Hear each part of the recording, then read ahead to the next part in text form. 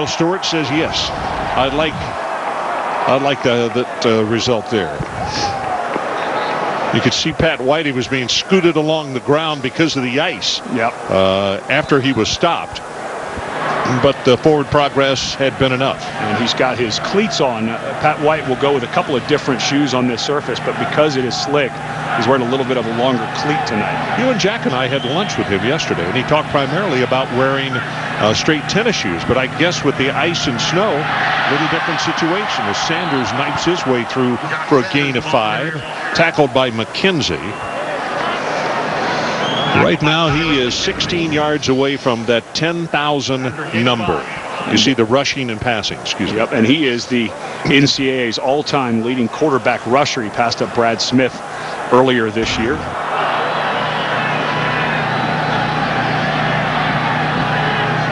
From the shotgun. 2nd down and 5. Great protection. Zings it out in the flat. And that's good for the first down to Jock Sanders. And in case you walked into the room late and just turned on our football game, this is the first time that South Florida has played a game, A, in snow, and B, with the temperature below freezing. Well, it's a program that started at this level, the FBS level, Football Bowl subdivision, only in 2000. So not much history, and they were only in existence for 3 years prior to that. Jim Leavitt, as you mentioned at the top of the show, has been the only coach they've ever had. So not a ton of history, but in the Big East, they're going to play a few more of these down the road. I think exactly right. Straight ahead, there's the first down with Sanders. Jock has it. McKenzie again on the stop. And you know, this may not be aesthetically wonderful, but with the footing as it is, and quite frankly, the footing on this surface is very good for the conditions. But I think if you can continue to do that, this may be the kind of ball game it's going to have to be by both teams, because South Florida likes to run the ball as well, Ed. Yeah, and a little shocking that we've not seen Noel Devine. He's run for over 1,000 yards. No indication that he was hurt before the game. Just a shock we haven't seen him yet in this type of game. Well, they want to throw back, and they do. Got a man open at the goal line. It is caught by Urban, and touchdown, West Virginia.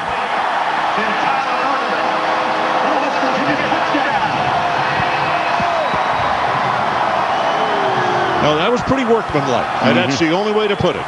Yep. Urban is over to the right. And then he starts coming back across. A good job, but this is an excellent throw by Pat White. The safety, the corner, Jerome Murphy, was late getting over there. There was trailing coverage by the linebacker, McKenzie, but that was a good throw by White. Extra point attempt. Ball is down, and McAfee has it. And as we go to break, one more look. Urban, his 2nd catch of the year. In fact, I think is of his career, for that matter. 7-0, West Virginia.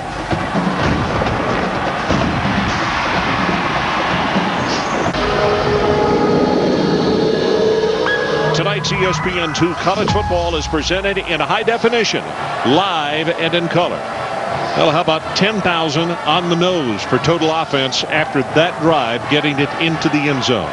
And exactly 100 touchdowns as well accounted for. Isn't that something? You almost want your career to end right on that number. And for Urban, his 2nd touchdown catch, and only his 2nd catch of his career. So pretty good start for him tonight as well. Reason for the smiles on the bench. Time now to get a look at the Bulls on offense. Very high kick. It's a spinner taken at the 13. Bogan. And Bogan is going to be stopped just as he crosses the 30-yard line. Good for 19 on the return. Matt Grothe from Lakeland, Florida. And he has had an ankle problem. And he tried to cover it up a little bit on the phone conversation the other day, and then he actually said they had to do some work on it last week at halftime. Yeah, last week against Connecticut, a game that they had lost 3 in a row. They really needed put a little medicine in there to numb it up, and he took over a little bit more. He's so much better when he can run, if they can get some running in. So let's see how mobile he is on that bad ankle. Straight ahead with Mike Ford, and not much doing as that entire defensive front. Chris Neald, a redshirt sophomore, is the man who leads the way, number 90, and it's good for about 3. He can see the snow continues to fall, and that actually is the forecast for the rest of the evening. Now, we are fortunate in the fact they're not talking about heavy snow. If it just continues like this, probably won't be overly bad. The footing so far has been tremendous. You got to wonder if South Florida comes out after sitting on the bench because of that long drive. They might be a little stiff right now. Yep. Williams, right side, 2 yards. It's going to be 3rd down, and they need to take it down to the 39. Now, the starters on defense for West Virginia, you'll see the scroll, and there's Neal, Chris Neal, the redshirt sophomore. They align in a 3-3-5, so 3 down linemen, typically 3 linebackers, and then 5 defensive backs. Of course, one of those safeties, the boundary safety, will come down around the line of scrimmage, so it'll become more of a 3-4. But now you see the 4 down in a 3rd down situation to get the 4th pass rush. Grothy. Good protection, has a one-handed catch, A.J. Love, and I promise you the quarterback is in love with Mr. Love after a catch like that. And Love, a young man, just a sophomore, that the coaches were talking about just running a crossing route, wait for it to clear. What a nice grab. Wow.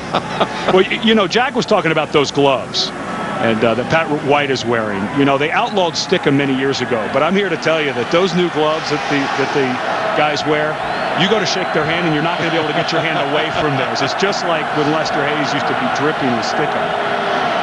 You can swat a fly and take it out of the air and it'd still be alive. They are. I'm telling you that the consistency on that glove is exactly like fly paper. It's exactly what it feels like. That was Mike Ford on the carry, and he's going to wind up with a gain of 4. And Ford, a young man who came into camp a little bit out of shape. He's a bigger guy, almost 230 pounds. And then he battled an ankle injury, so he was out all of last year, which set him back and also set his team back because he's a big, strong runner, and he runs very hard. Gets the handoff, bounces it outside, has the 1st down, and an ankle-high tackle is going to stop him right there. It'll be a gain of 5, and Brandon Hogan was the man who rolled underneath him to stop the run. Well, you don't often see a 5'7", 200-pound fullback, but for South Florida, watch right there. That's Benjamin Williams. Now, it's not much of a block, but he is the toughest guy on the team. Every coach, when you talk to the South Florida folks, talk about Benjamin Williams and the job he does. Bench presses, 430 at 5'7". Yeah. 5'7", 200 pounds. Squats 660 pounds, over 3 times his body weight. He's a powerful man. Now it's a 1st down. Jamar Taylor in the ball game, and he gets the carry. He'll have it for a gain of about 7 yards. Jack Arute, what do you have for us? Well, you're talking about Don Williams and his prolificness in the weight room. You know, this all started when he was cut from the baseball team in high school, and he was looking for a spring sport. At his high school, they had competitive weightlifting, and he became, and I quote, a freak. You quoted it, and he says he's used it now in strength and conditioning, and he's still a freak in the weight room. Grothy with the play action. Rolling the pocket, throws it complete. And that's a nice job by Ben Williams, the young man we're just talking about, to hold on to the football. The pass was a little bit high, but it's enough for the 1st. And a nice job by Williams. He's blocking on the edge. This is kind of a sprint out for Grothy. And as Grothy gets over to that side, watch Williams as he works on the outside linebacker, and then he goes to get into his route. And that was a little bit of a blown coverage there by Sidney Glover. Glover decided to go up to try to hit Grothy and instead stayed with Williams, but a nice job.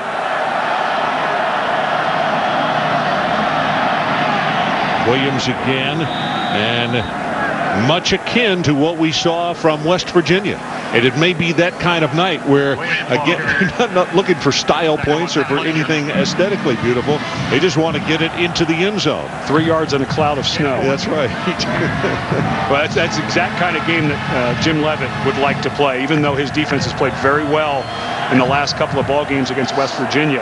Remember, they lost 2 cornerbacks to the NFL, 1 in the 1st round. So the more he has White on the sideline, the happier Jim Leavitt is. Grothy will keep it. hit will have the first down as he goes down hard. Let's give him a gain of 7. And again, Brandon Hogan comes from that quarterback spot to make the hit. And good news for South Florida. Grothy looks healthy. That looked to me like a guy who's not worried about his ankle. Watch him as he goes to cut and move. Yeah, that doesn't look like a guy whose ankle's really bothering him. So the coaches had said he was 100%, but of course you always wonder, are they being honest with us? Because they're not going to really tell you if a guy's not 100%, but he looked okay there. 10th play of the drive coming up here.